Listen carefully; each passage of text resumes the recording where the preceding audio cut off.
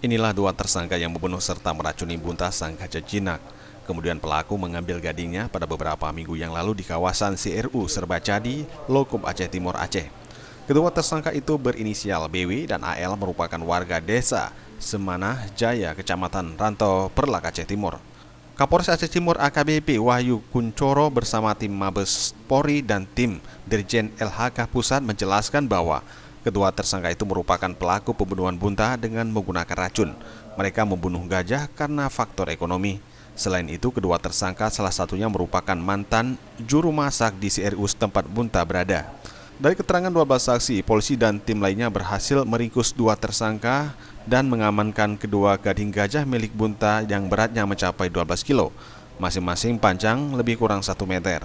Kapolres Aceh Timur menjelaskan dari keterangan pelaku ini, pihak kepolisian Aceh Timur juga terus memburu kedua pelaku lainnya yang merupakan toke serta pemodal.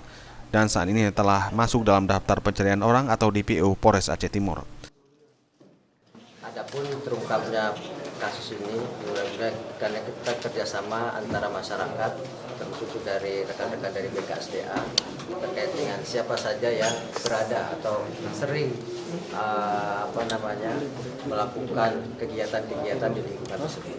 Dari hasil itu kita bisa menganalisa, mengevaluasi siapa-siapa atau yang patut dicurigai terhadap matinya bunta.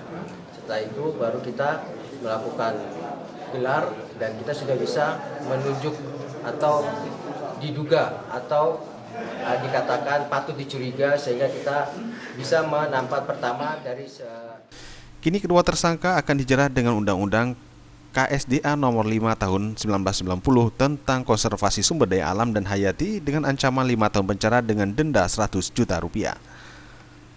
Dari Aceh Timur, Tim Liputan Aceh TV.